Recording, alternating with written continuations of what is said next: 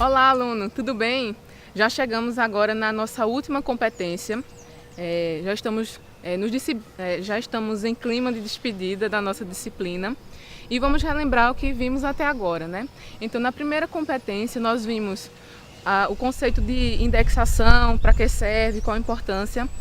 Na competência 2, nós vimos índices, tipos de indexação pré e pós-coordenada, vimos alguns tipos de linguagem documentária, como tesauro, lista alfabética de assuntos, e enfim, nessa competência 3, nós vamos aprender a fazer a indexação, a fazer como é que a gente vai fazer a extração dos assuntos e dos termos que vão fazer parte da indexação, né, dos termos que são interessantes para representar o nosso assunto.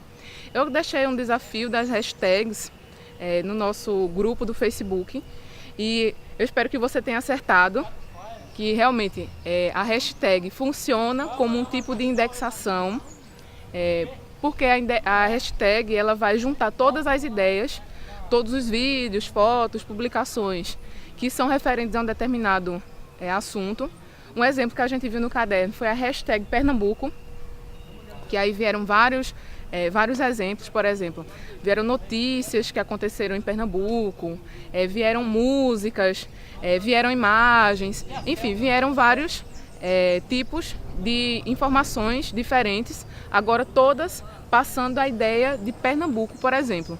Então vejam algumas imagens que a gente tem no caderno.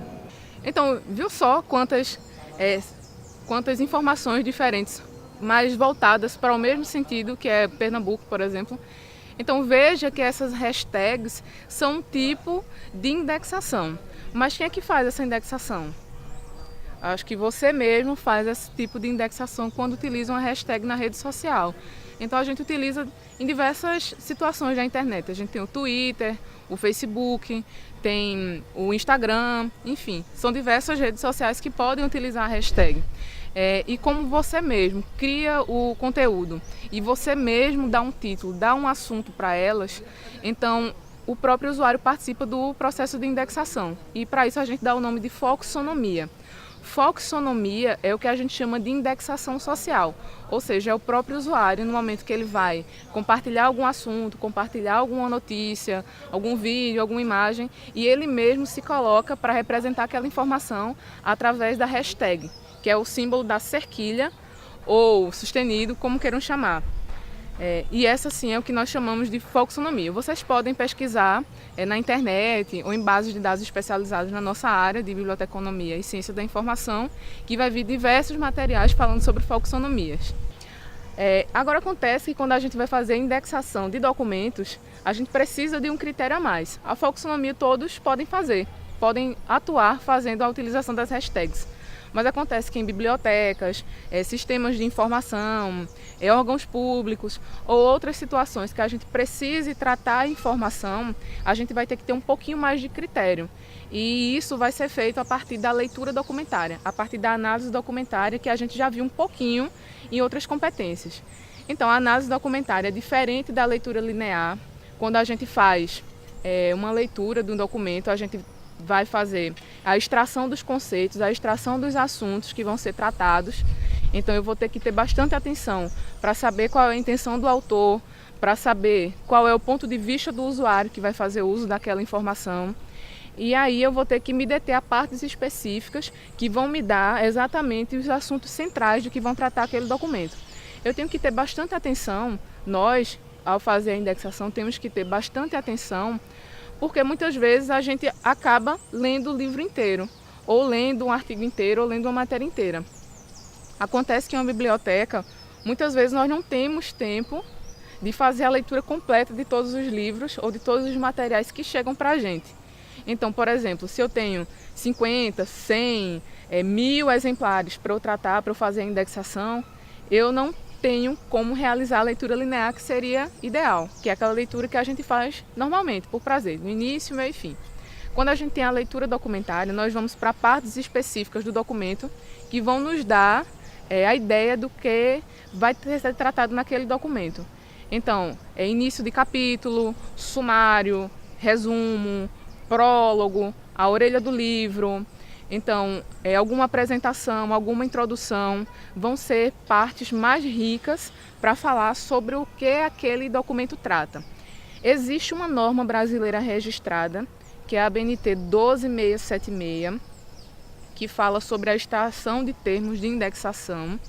E aí vocês podem pesquisar um pouco sobre essa norma, ter acesso a essa norma. E aí ela vai indicar quais são os pontos que são mais importantes, que são mais ricos de informação para a gente trabalhar essa indexação, fazer essa extração de assuntos. Então, quando a gente faz a leitura documentária, que é a leitura salteada, né, a leitura direcionada para determinados pontos do documento, a gente vai fazer uma análise, vamos escrever realmente quais são os termos, né, quais são os assuntos que vão aparecer. Então, faço uma leitura do sumário, do resumo, da introdução, e aí eu vejo quais são os assuntos que vão se repetindo mais, e eu vou registrando. Ao final da leitura, eu vou ver quais são realmente os assuntos que são centrais, que são mais repetitivos, que são mais trabalhados pelo autor, e por fim, esses termos que eu escrevi, eu vou checar numa linguagem documentária. Então, se aquele termo estiver autorizado, fizer parte de uma linguagem documentária, dizer que está autorizado para fazer a indexação, eu vou utilizá-lo. Se não, eu vou ter que buscar ou um sinônimo ou uma palavra que seja mais adequada. Até agora a gente falou muito sobre indexação de material referentes à leitura, a texto, a livro, notícias. E como é que a gente faz a indexação de um material que não é textual? Por exemplo, um vídeo, uma imagem. Como é que eu consigo trabalhar isso?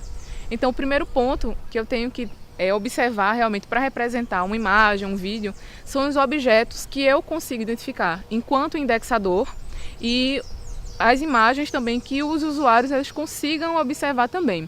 No nosso caderno, a gente tem um exemplo de um microscópio, uma busca feita no site da Fundação Oswaldo Cruz. Eu peço que vocês deem uma olhadinha nessa imagem. Então, quando a gente fala de microscópio, então, eu como indexador consigo identificar na imagem realmente esse objeto, o microscópio. O meu usuário, ao visualizar essa imagem, ele também concorda que aquele objeto é um microscópio. Então, por exemplo, o nome desse objeto, microscópio, seria um termo muito relevante para eu fazer, para figurar como um descritor, como um termo de indexação. Por outro lado, aí eu vou ter outras conotações, que são pontos de vista.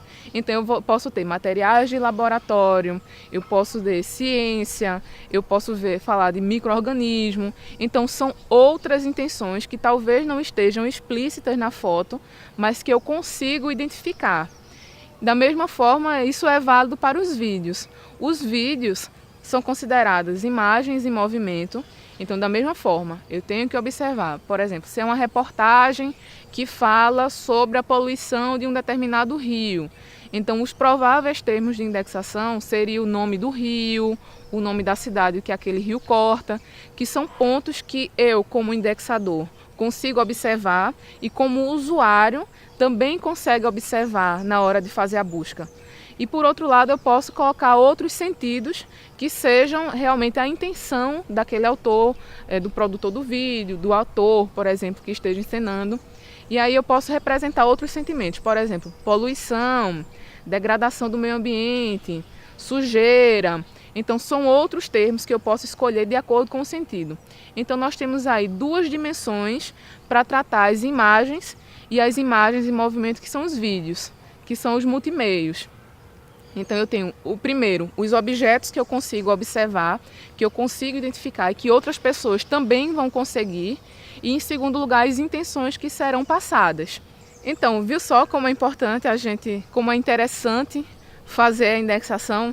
Então a gente vai trabalhar com a leitura, vai trabalhar com a percepção visual, vai trabalhar com a intenção do autor, vai trabalhar com a necessidade de informação do usuário, com a adequação do vocabulário.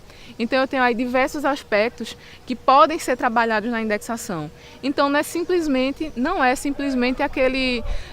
uma atividade de atribuir palavras-chave qualquer. E sim é uma adequação tanto do que vai haver de conteúdo no documento, quais são os termos que são adequados para o meu usuário e qual é a intenção do autor. Porque aí eu vou ter que preservar qual foi a intenção, qual é o assunto, qual é o ponto de vista do autor, tenho que alinhar isso de acordo com o vocabulário do meu usuário, porque na verdade a indexação vai funcionar como a ligação entre o documento, que vai ter o ponto de vista do autor, e também para o usuário. Então aí eu vou ter uma ponte que funciona através dos termos de indexação. Nós ainda temos uma atividade para desenvolver. Em caso de dúvidas, procure nos fóruns, peça ajuda, dê a sua opinião. E é isso aí. Nos vemos em breve. Até mais.